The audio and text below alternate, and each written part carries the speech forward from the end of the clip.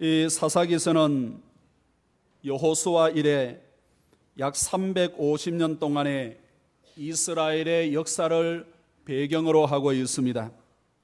그 내용은 크게 두 묶음으로 나누어 보는데 1장에서 16장까지는 이스라엘의 구원을 위하여 세움을 받은 사사들의 활동과 사역을 기록하고 있습니다.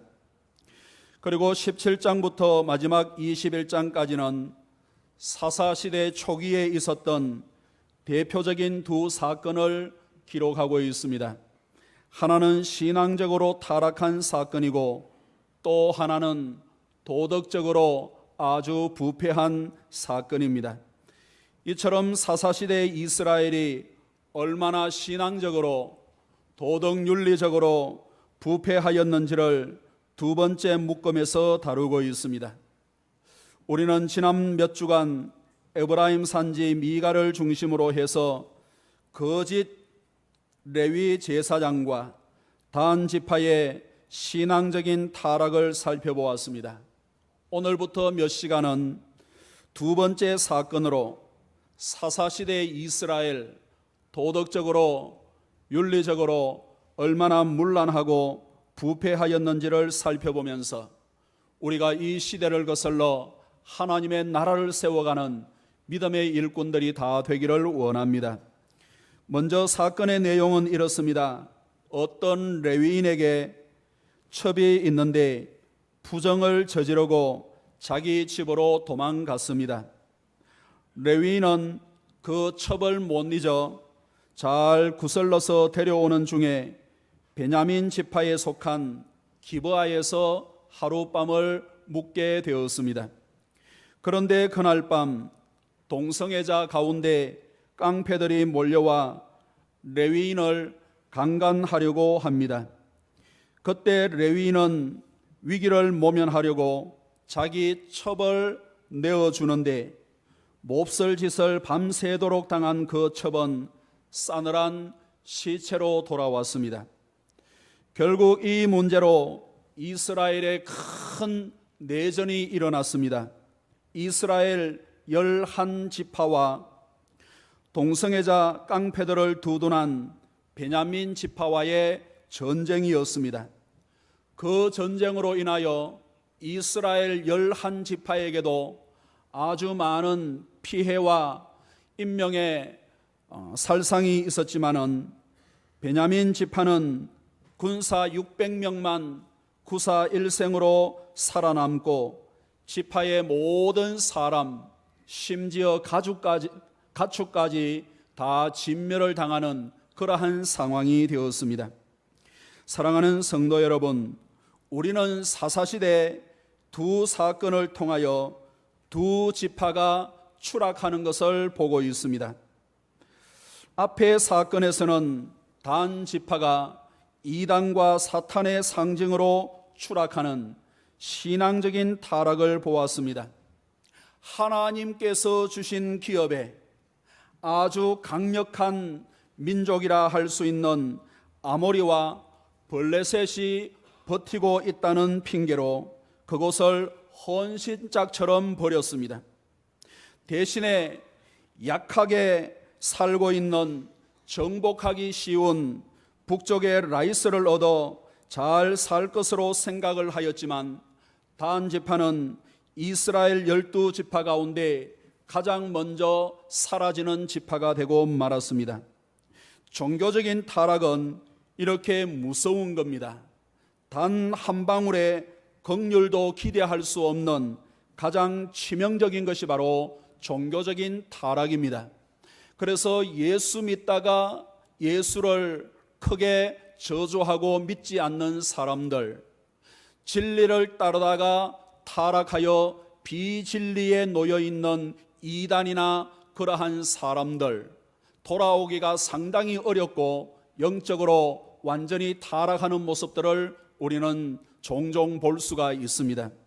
그리고 두 번째 사건에서는 레위인의 첩을 융간하여 죽인 동성애자 깡패들을 두둔한 베냐민 지파의 추락입니다. 그러나 그 와중에 살아남은 600명은 자신의 지파를 이후에 복원하였습니다. 그리고 통일왕국 다윗 시대에 다윗 나라를 세우는 아주 크게 쓰임받는 대표적인 지파가 되었습니다. 윤리 도덕적인 부패도 무서운 것이지만 종교적인 타락보다는 기회가 있다는 것을 볼 수 있습니다. 그러나 이 윤리 도덕적인 부패 역시 아주 치명적인 것이면은 분명한 사실입니다. 그런데 이 두 사건에서 한 가지 눈여겨볼 수 있는 것은 두 지파 추락의 중심에 항상 레위인이 있었다는 사실입니다.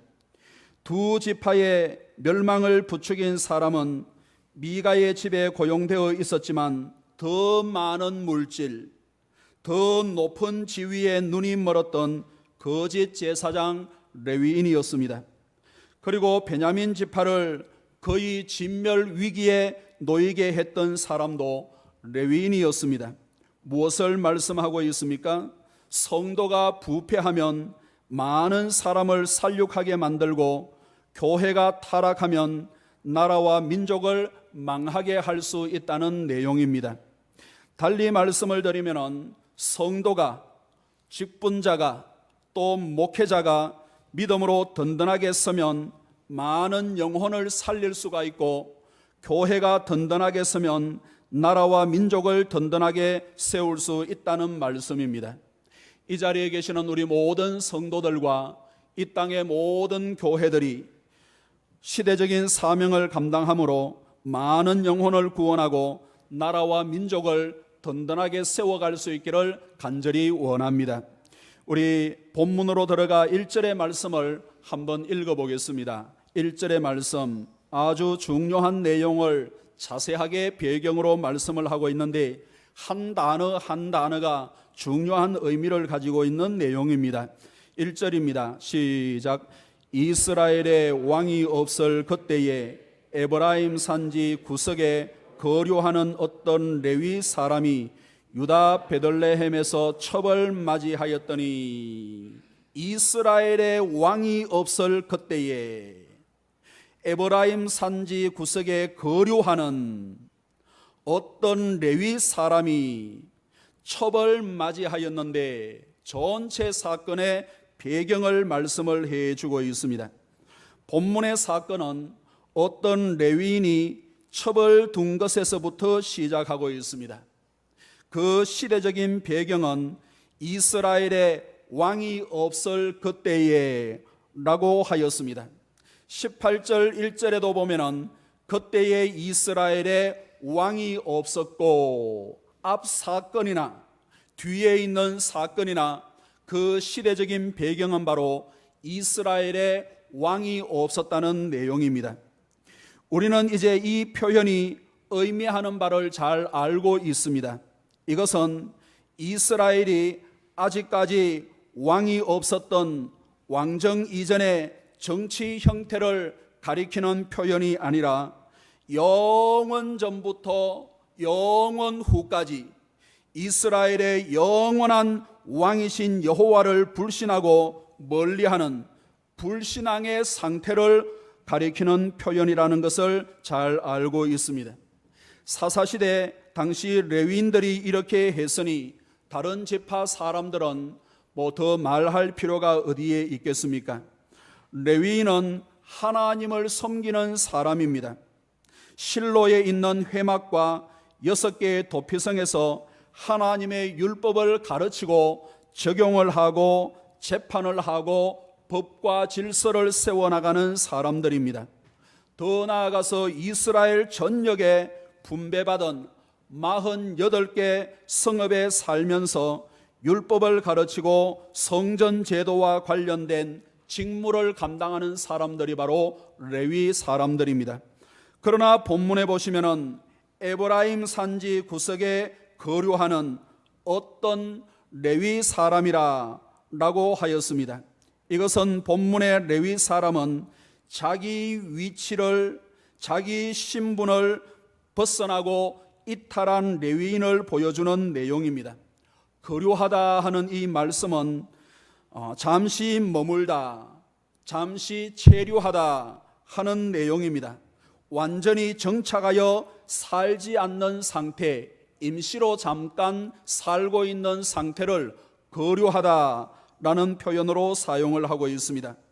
앞에 있었던 사건, 미가의 제사장이 되었던 레위인도 거류하는 사람이었고, 고향을 떠나 잠시 다른 지역에 거류하는 사람이었고, 본문의 레위인도 자기 지역을 벗어나 잠시 거류하는 사람이었습니다.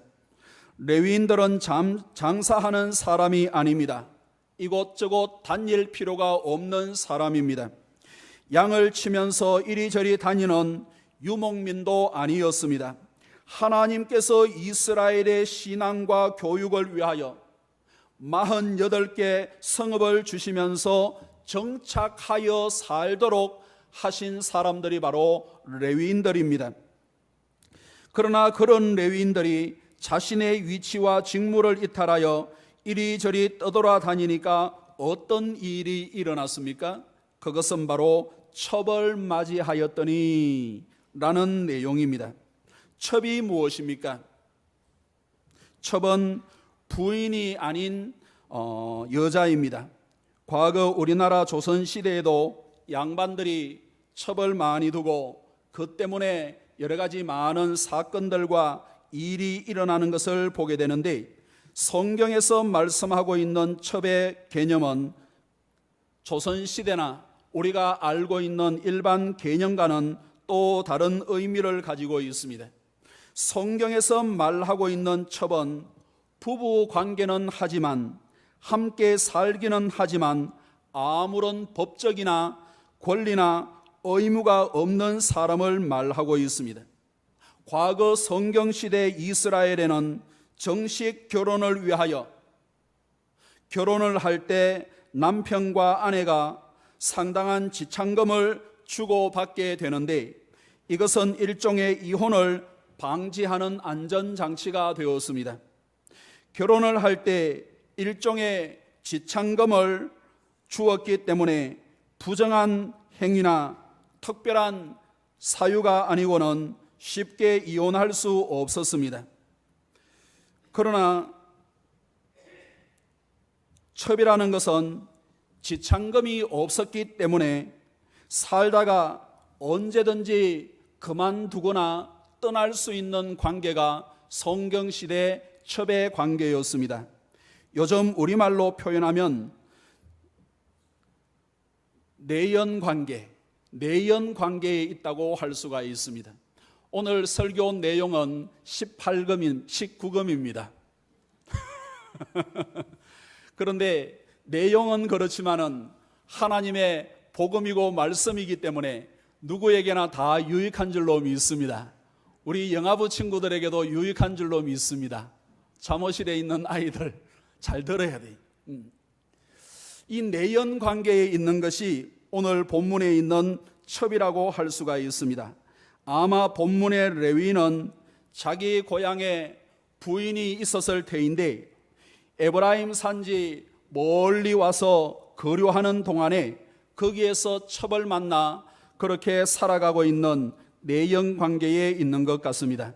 사랑하는 성도 여러분, 어떤 이유에서든지 본연의 자리에서 이탈하면 그것으로 끝나는 것이 아니라 이런 윤리 도덕적인 부패에 빠지기 쉽습니다.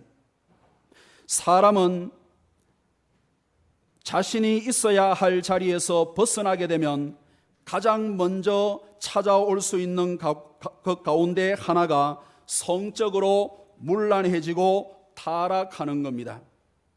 그래서 직장 생활 때문에, 아이들 공부 때문에, 아니면은 이런저런 일들 때문에 젊은 사람이든 나이가 좀 되는 사람이든 이렇게 몇 개월, 몇 년 떨어져 있는 것을 볼 수가 있는데, 그것은 조심스러운 일들입니다. 좀 출세를 좀 덜 해도, 자녀들 공부를 좀 덜 시켜도 부부는 함께 살아야 하고 가족들은 함께 있어야 그것이 울타리가 되고 방패가 되고 하나님께서 지켜주시는 은혜의 동산이 되는 거예요. 이 남녀가 멀리 오랫동안 떨어져 있으면은 이런저런 유혹에 빠지기 쉽고 어려운 일들이 많이 일어날 수가 있는데, 어떻게 해서라도 최소한 한 달에 두세 번 이상은 왔다 갔다 만나볼 수 있는 그러한 관계가 아름다운 관계를 유지할 수 있는 일들이다 하는 것을 생각을 해보게 됩니다. 그러니까 성도가 신앙의 자리에서 이탈하고 직분이나 사명의 자리에서 이탈하면 그것으로 끝나는 것이 아니, 물론 이 다른 문제가 있어서 신앙의 자리에서까지 벗어나는 경우들이 있지만은 이런저런 이유를 떠나서 신앙에서 먼저 벗어나든 아니면은 다른 부분에서 먼저 벗어나든 벗어나는 일들은 아름다운 것이 아니다. 성도가 윤리 도덕적인 부패로 인하여 본연의 자리에서 이탈하는 경우도 있지만은 또 다른 이유에서 이탈하는 경우들도 있습니다. 저는 우리 모든 성도들이 신앙의 자리에서, 직분과 사명의 자리에서 벗어나고 싶은 생각이 들 때 성령께서 여러분들의 마음과 삶을 붙들어 주시기를 간절히 원합니다. 성도가 이 세상을 살아갈 때 육신의 정욕과 안목의 정욕과 이생의 자랑을 좇아 눈에 보이는 것을 좇아 본연의 자리에서 벗어나려고 할 때 성령께서 붙들어 주시고 주님의 보혈로 붙잡아 주시어서 죄로부터 우리 자신을 지켜질 수 있는 그러한 은혜가 함께 하기를 원합니다. 때로는 따분해 보이고 때로는 너무나 일상적이어서 다람쥐 쳇바퀴 돌리듯 무의미하게 밋밋하게 크게 변화 없는 것 같은 그런 자리와 일이지만 그것에 신실하게 충성하는 저와 여러분들이 되기를 간절히 원합니다. 일상적인 일들이 중요하고요, 크게 변하지 않는, 크게 달라 보이지 않는 그 일들이 사실은 중요한 거예요.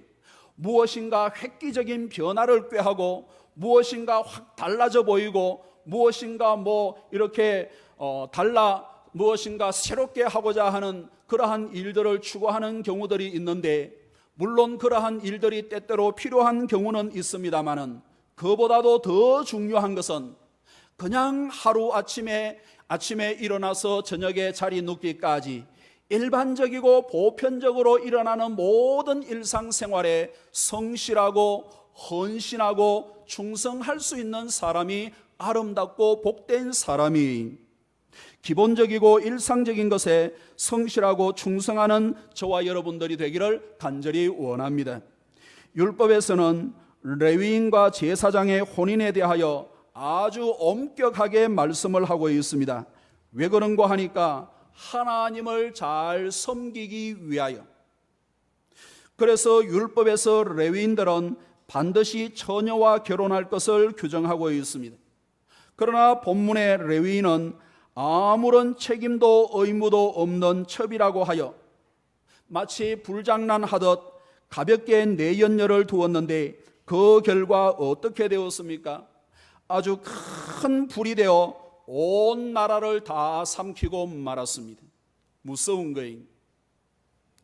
2절의 말씀을 한번 읽어봅니다. 2절의 말씀 시작. 그 첩이 행음하고 남편을 떠나 유다 베들레헴 그의 아버지의 집에 돌아가서 거기서 넉 달 동안을 지내며. 본문의 첩도 가관입니다. 레위인의 첩으로 있으면서 다른 남자와 놀아나다가 친정으로 도망가서 넉 달 동안 숨어 살고 있습니다. 레위인이 돈을 많이 벌어주지 못해서 문제가 되었는지 아니면 첩의 부도덕한 행위가 문제가 되었는지 자세한 것은 우리가 알 수 없지만 첩이 친정으로 도망을 가 있는데 이 첩이 친정으로 도망가 있는 것보다 더 큰 문제는 레위인이 첩을 잊지 못하여 유다 베들레헴까지 여행을 떠나고 있는 겁니다. 레위인이 첩을 둔 것도 정상적인 것이 아니지만 첩을 찾아 유다 베들레헴까지 갔다는 것은 레위인이 이미 죄악의 깊은 뿌리를 내리고 있다는 것을 말씀을 해주고 있는 겁니다. 사랑하는 성도 여러분, 첩이 행음을 하고 친정으로 가서 살고 있다는 소식을 들었을 때 레위인은 어떻게 해야만 했을까요? 하나님께서 자신의 정상적이지 않은 내연 관계를 기뻐하지 아니하셔서 그 여자를 떠나보내시는 것으로 생각하고 돌이켜야 하지 않았겠습니까? 더 나아가서 지금 이탈하여 있는 자리에서 신앙과 직무의 자리에 들어가 하나님과의 관계를 회복하고 바르게 믿음으로 살아야 하지 않았겠습니까? 사랑하는 성도 여러분, 성도라고 하지만 죄를 지을 때가 있습니다. 하나님의 자녀이지만 연약하여 유혹되고 미혹될 때가 있습니다. 그러나 죄를 짓는 그 자리에서 예기치 않은 일이 일어나 그 일을 계속하지 못하게 되었을 때 그것은 하나님께서 막으시는 기회로 알 수 있는 저와 여러분들이 되기를 주의 이름으로 축원합니다. 어떤 죄악의 자리에서 머물러 있는데 사람으로 보기에는 내가 보기에는 우연한 것 같아 아니면 어떤 일들이 일어나 그 일을 계속하지 못하게 되는 상황이 되었을 때는 그것을 하나님께서 막으시는 기회로 깨닫는 것이 성도의 아름다운 모습이에요. 하나님께서 자신을 사랑하셔서 그 자리에서 돌이킬 수 있는 기회를 주시는 그 사인으로 깨달을 수 있는 그것이 아름다운 것입니다. 우리는 워낙 이 세상에 많은 사람들이 살고 있기 때문에 나 하나쯤은 하나님께서 잘 모르실 거야 라고 생각을 하는 경우들이 있을 수 있습니다. 그러나 그렇지 않습니다. 하나님은 이 세상의 모든 사람과 모든 우주에서 일어나는 모든 일들은 마치 유리병 속에 있는 한 방울의 물처럼 다 보시고 알고 계시는 분이십니다. 우리의 앉고 일어섬을 알고 계시고 우리의 머리털을 헤아리고 계시는 분이 바로 하나님이세요. 요즘 카메라가 곳곳에 달려 있는데 아무리 과학이 발달하고 아무리 사람의 지혜가 발달하여도 모든 세상 사람들의 앉고 일어섬을 알 수가 없고 한 사람의 머리카락도 제대로 다 헤아릴 수가 없어요. 그러나 하나님께서는 불꽃 같은 눈으로 이 세상의 모든 사람의 앉고 일어섬을 알고 계실 뿐만 아니라 저 시골 산속에 어두운 곳에서 일어나는 일들까지도 군뱅이가 꿈틀거리는 그러한 일들도 하나님의 시야에는 다 들어오고 있다는 내용이에요. 따라서 우리가 죄에 빠지려고 할 때 하나님은 반드시 막아주시기 위하여 역사하시는 겁니다. 한 걸음 더 나아가서 죄에 빠져 있을 때, 성도가 죄에 빠져 있을 때 하나님은 반드시 그 죄에서 나오게끔 하시기 위하여 간섭하실 때가 있습니다. 그때 그 하나님의 손길을 깨달아 돌이키면 요나처럼 저 니느웨처럼 하나님의 긍휼과 자비의 손길로 다시 세움을 받고 쓰임을 받게 되는 겁니다. 아니, 과거보다 더욱더 크게 하나님께 영광 돌릴 수 있는 다윗과 사울, 바울과 같은 그러한 신령한 사람들이 주의 일꾼들이 되지 않겠습니까? 그러나 안타깝게도 본문의 레위 사람은 그렇지 않았습니다. 하나님께서 내연녀를 돌아가게 하심으로 레위인에게 돌이킬 수 있는 기회를 주셨는데 레위인은 그녀를 잊지 못하여 그녀를 찾아 먼 여행길로 들어가고 있습니다. 그러나 그것이 화근이 되어 온 이스라엘의 큰 전쟁이 일어나 수많은 사람들이 죽고 베냐민 지파는 거의 진멸당하고 말았습니다.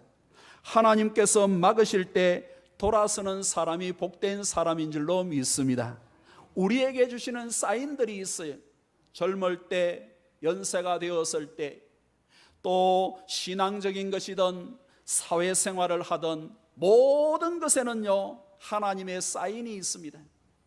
그 사인에서 돌이켜 주를 바라보고 주께 한 걸음 더 나아갈 수 있다고 한다면 그것이 우리에게는 복이에요. 그리고 하나님께서는 우리를 하나님의 자녀로 삼아 주셨기 때문에 항상 그 부분에 돌이킬 수 있는 기회를 주세요.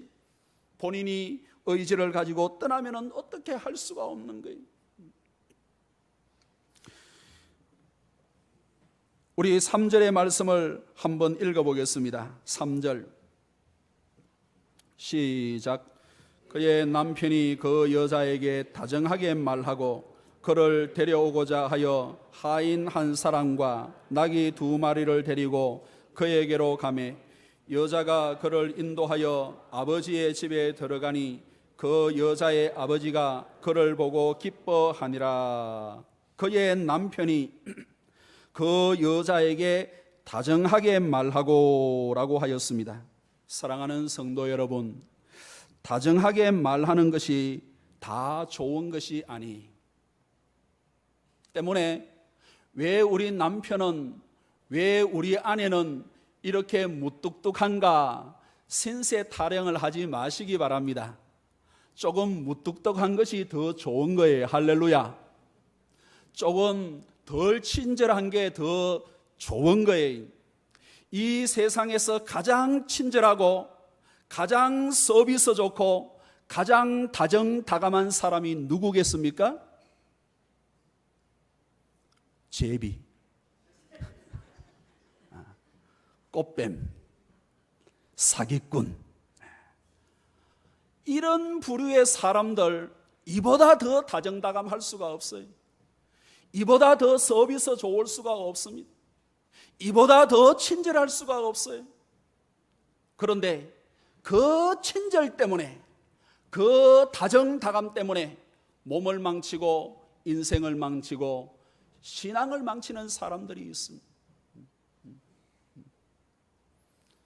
오늘 집에 가시면은 평소에 남편이나 아내가 좀 무뚝뚝하고 곰 같은 부분이 있었으면 감사합니다. 큰절하십시다. 할렐루야. 곰 같아서 감사합니다. 할렐루야. 너무 여우 같은 거 좋아하지 마시고 너무 다정다감한 거 좋아하지 마세요. 여기 보세요. 다정다감하게, 다정하게 말하니라. 창세기 2장에 보시면은 사탄이 하와를 유혹할 때 얼마나 다정하게 말하고 있는지 몰라요. 사랑하는 성도 여러분, 다정한 것이 중요한 것이 아니라 믿음으로 사는 것이 아름다운 것인 줄로 믿습니다. 3절 앞부분에 이제 말씀을 보시면은 본문의 레위인은 방탕한 생활을 위해서 상당히 많은 것을 희생하고 지불하고 있습니다. 하인 하나에 나귀 2필, 그리고 여러 날 먹을 음식과 부대 비용을 준비하였습니다. 어떻게 해서라도 그 여자를 다시 데리고 오겠다는 그의 의지를 보여주고 있는데 이것은 욕망을 따라 움직이는 그의 욕망이었습니다.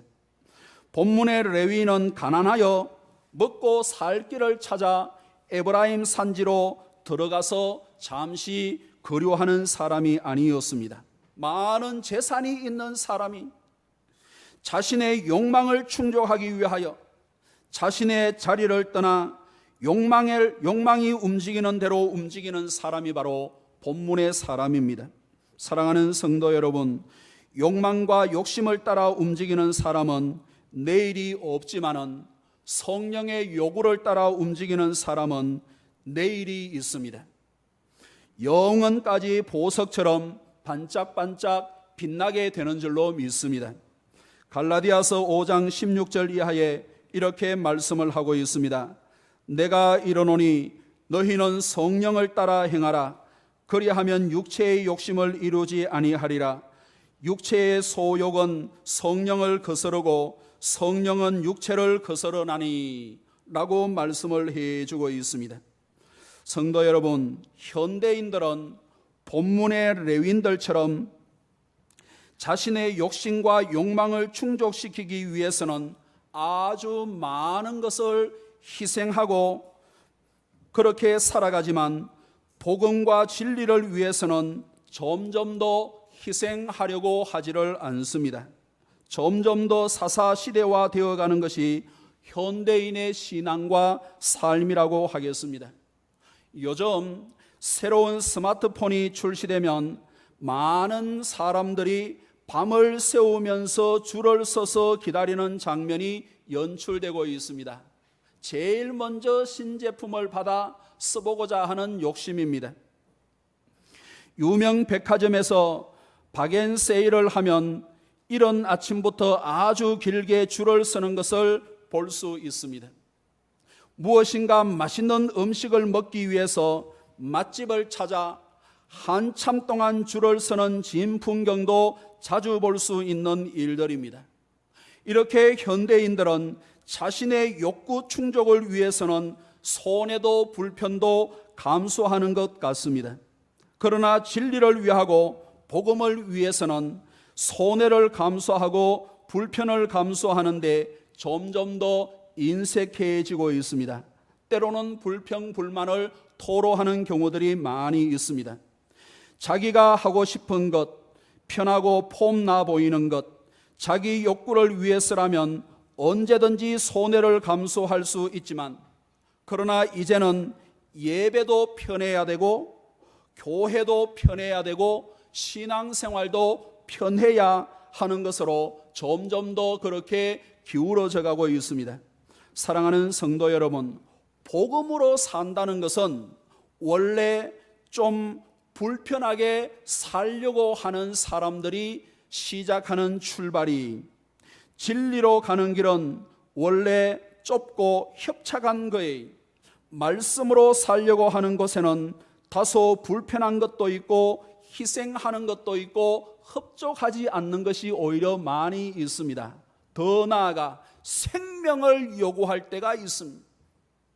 우리가 편한 것, 좋은 것, 아름다운 것, 이런 것을 추구하다가 만일 어느 시점에서 하나님께서 큰 헌신을 요구하거나 생명을 요구한다고 한다면 어떻게 우리 자신을 내어드릴 수 있겠습니까?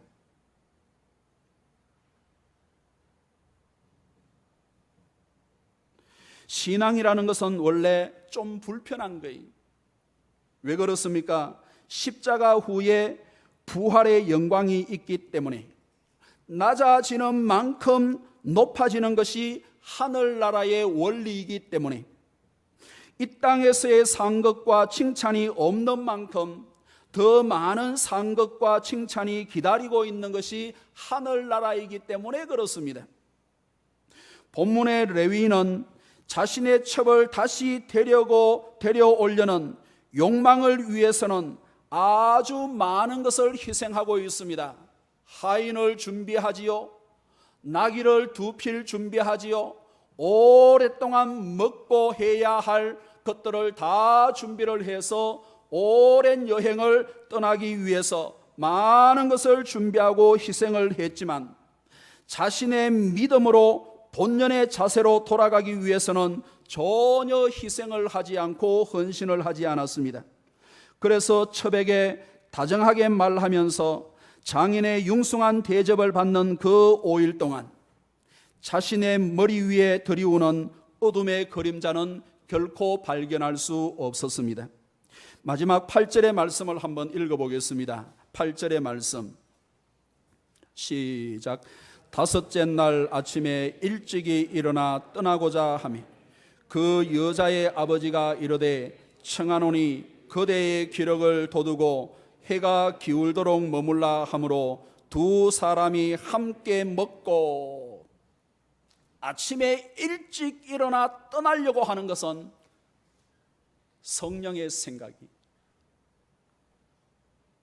주저앉고 머물러는 것은 자신과 사탄의 생각이, 성령에 붙들려 승리하는 저와 여러분들이 되기를 주의 이름으로 축원합니다.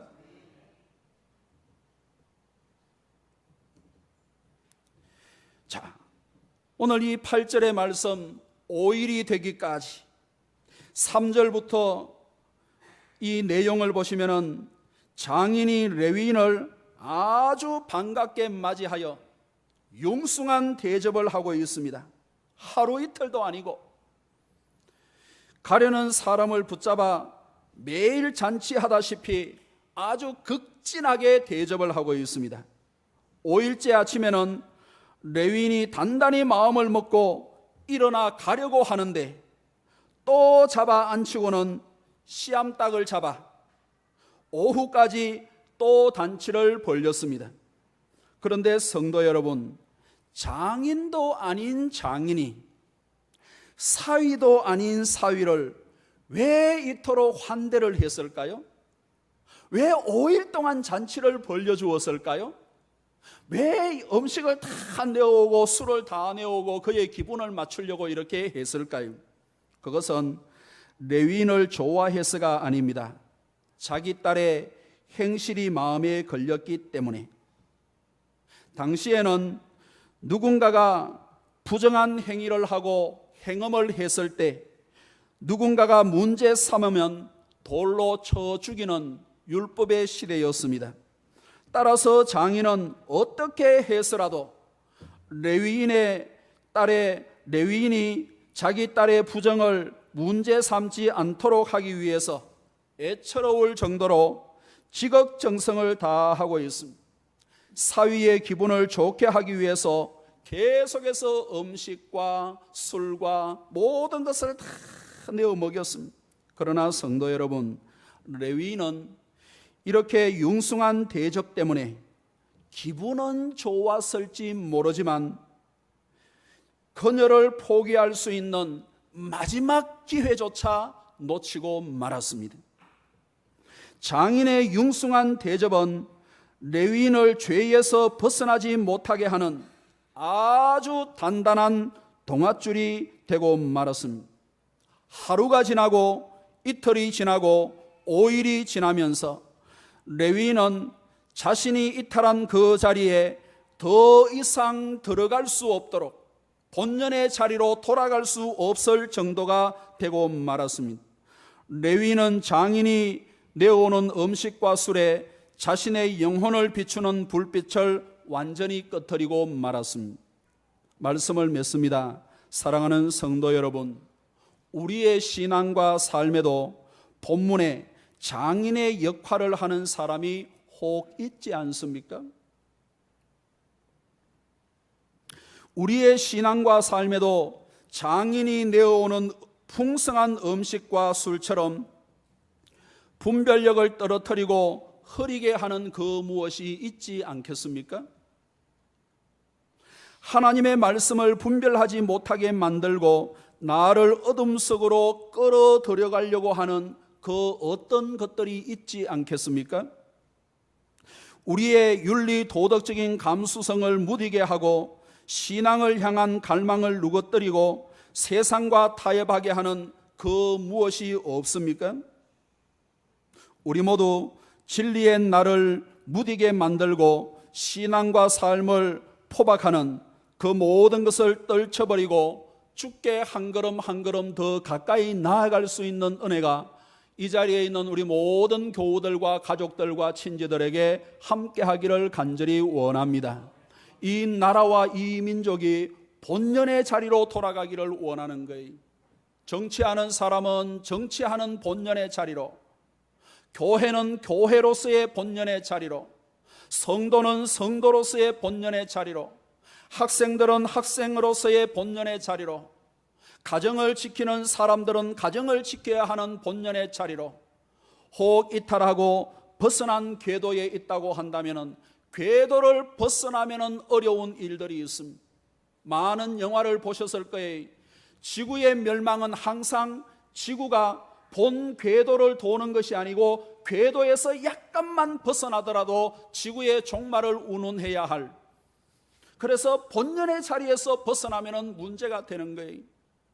사사기서 다음에 나오는 룻기서 역시 사사시대를 배경으로 하고 있습니다. 사사시대 대부분의 이스라엘 사람들은 진리의 등불을 꺼트리고 어둠 속에서 살아가고 있었습니다.